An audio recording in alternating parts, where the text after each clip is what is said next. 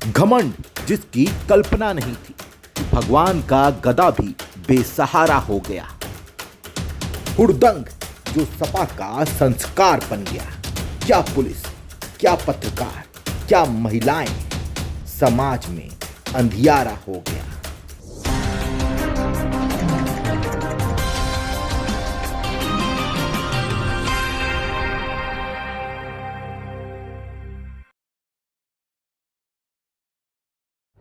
नमस्कार, मैं अभिनेंद्र। कहते हैं कि कभी कभी अति उत्साह में सामाजिक नुकसान होता है। दरअसल गाजीपुर के जैतपुरा स्थित सकरा में लुटावन महाविद्यालय में समाजवादी पार्टी के राष्ट्रीय अध्यक्ष अखिलेश यादव का आगमन हुआ। यहां पर उन्होंने पूर्व मंत्री कैलाश यादव के प्रतिमा का अनावरण किया। वहीं मंच से भारतीय जनता पार्टी पर जमकर निशाना साधा। उन्होंने कहा कि भारतीय जनता पार्टी को लगातार विटामिन ए खूब मिल रहा है, लेकिन हमेशा की ही तरह इस बार भी समाजवादी पार्टी के जनसभा में दुर्व्यवस्था देखने को मिली। एक तरफ जहां कार्यक्रम के व्यवस्थापक द्वारा व्यवस्था को सही ढंग से व्यवस्थित करने की खूब कोशिश की गई, लेकिन कार्यकर्ताओं की हुजूम ने उस व्यवस्था को तहस नहस कर दिया। स्थिति यहां तक भी उत्पन्न हो गई थी कि अखिलेश यादव सही समय पर प्रेस वार्ता को संबोधित तक भी नहीं कर पाए, क्योंकि हुजूम इतना था कि उनको मौका ही नहीं मिला। अंततः कुछ पल उन्होंने पत्रकारों के साथ व्यतीत किए और कुछ सवालों का जवाब दिया। मैं आपसे बेहतर कौन समझेगा कि गुंडा कौन है? सर, अगर हम पे कोई मुकदमा हम पे अगर हम पे कोई मुकदमा रहा हो तो बता दो। खड़े हो जाते हैं उसको। देखिए, वो इसलिए बोल रहे हैं क्योंकि उनके खुद मुकदमे वापस हुए हैं। और कोई डिप्टी सीएम बना हो वो इसलिए बने कि उन्हें असिस्टेंट चाहिए था।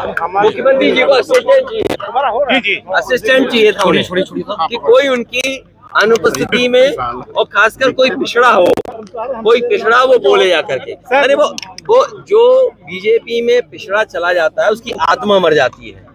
बताओ, उन्हें शर्म नहीं आ रही है कि किस तरीके से अपमानित किया जा रहा है। उन्हें शर्म आनी चाहिए कि किस तरीके से लोगों को अपमानित किया जा रहा है, और वो भी उन्हें कभी स्टूल पे बैठाया गया। तो वो चाहते हैं कि बहस कुछ और, लेकिन समाजवादी पार्टी की मांग है जाति जनगणना, और हम तो कहेंगे कि जाति जनगणना हो और आबादी के हिसाब से हक और सम्मान मिले। सर, हक डे मनाया जा रहा है। देखिए, वो हक डे इसलिए मना रहे हैं कि किसी दुनिया में किसी हिस्से में गाय के पास बैठ करके उससे स्पर्श कर करके कई बार लोगों को अनुभव अच्छा होता है। मुझे नहीं पता बीजेपी क्यों इसको ऐसा नाम दे रही है। मुझे लगता है जानबूझ करके इस पर रिसर्च की होगी उन्होंने। बिना रिसर्च किए ऐसा शब्द का इस्तेमाल करना ठीक नहीं है। हिंदी में भी तो नाम हो सकता था। यार, ये देश की नेशनलिस्ट पार्टी है, और नेशनलिस्ट पार्टी होने के बाद आप हिंदी में नाम नहीं ढूंढ सकते कुछ। अरे, गले मिलने की बात है, उसको छूने की बात है, स्पर्श करने की बात है। स्पर्श दिवस भी हो सकता था, गाय को स्पर्श करने का दिन हो सकता था, लेकिन हक दिवस? अरे भाई, बीजेपी वालों, कुछ तो सुधार दो अपनी भाषा में। सर, मुख्यमंत्री ने स्तुति की परिभाषा बताई आपको? देखिए, मुख्यमंत्री स्तुति की भाषा कभी नहीं बता सकते, क्योंकि मुख्यमंत्री जी बहुत लोगों को शूद्र समझते हैं। और मैं याद दिलाता हूँ, दो उदाहरण देता हूँ मैं आपको। मुख्यमंत्री जी जब अपने जिले के बगल में गए थे, तो जो दलित, आदिवासी और पिछड़े बच्चे थे, परिवार जिनसे मिलना था उन्हें, उन सबको साबुन से नहलवाया था और कहा कि इनमें स्मेल आती है, ये साफ सुथरे नहीं आएंगे तो मिलेंगे नहीं। और दूसरा उदाहरण देता हूं मैं, किसी भी मुख्यमंत्री ने कालिदास माँ को गंगा जल से नहीं धुलवाया था। ये पहले मुख्यमंत्री थे जिन्होंने गंगा जल से धुलवाया। अरे, इनसे कहो, तुमने कहा गंगा को आचमन लायक बना देंगे। बताओ, गंगा क्या आचमन लायक हो गई? आप बनारस देख लीजिए या और हिस्से में देख लीजिए, नदियां कितनी गंदी बह रही हैं। और हो सकता है कुछ दिनों बाद ये गोमती नदी जो आपको काली काली दिखाई देने लगे, और काली गोमती होगी, वो भी तो अंतर्गत गंगा में जा रही है। सर, आपके ऊपर ब्लेम लग रहा है कि स्वामी प्रसाद मौर्य के बयान के पीछे सैफई परिवार और अखिलेश यादव है। देखिए, ऐसा केशव मौर्य ने कहा। देखिए, वो मैं आपको फिर बता देता हूँ, बीजेपी कभी सामने नहीं आना चाहती। और बीजेपी से मैं कहूंगा, महाभारत का ज्ञान बहुत है ना उन्हें। कर्ण ने क्या फील किया था?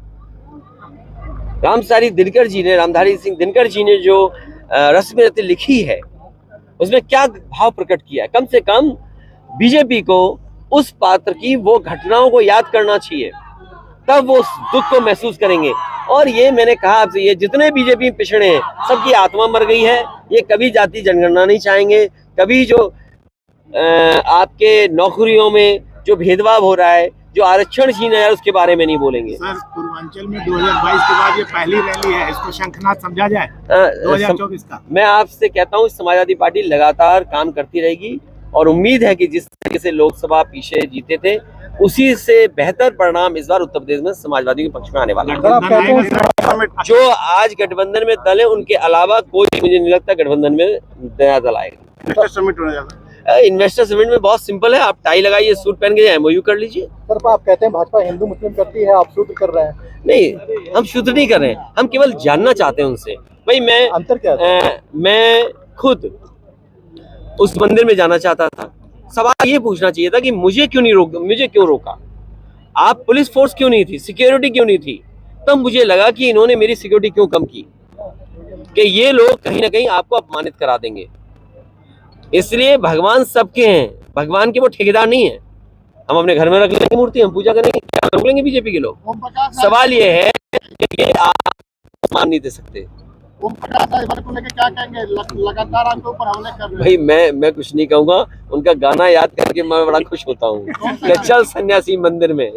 क्या गाना है भाई, ये कुछ है, नाम तो पूरा बोलो, मैं याद नहीं कर पा रहा हूँ। चल सन्यासी मंदिर में। हाँ, और उसकी दूसरी लाइन जो है कि मेरा कंगना और तेरा चिमटा, अब चिमटा बजे ना बजे, कंगना तो बजी रहा होगा कहीं ना कहीं। योगी सरकार ने पुलिस कर्मियों को सोशल मीडिया को से दूर रखने के ये देखिए, कुछ नियम तो ठीक है, कुछ नियम खराब है। गाजीपुर की जनसभा में जनसैलाब देखने को मिला। हजारों की संख्या में इस कार्यक्रम में लोग उमड़े हुए थे और अखिलेश यादव उस जनसभा को संबोधित कर रहे थे।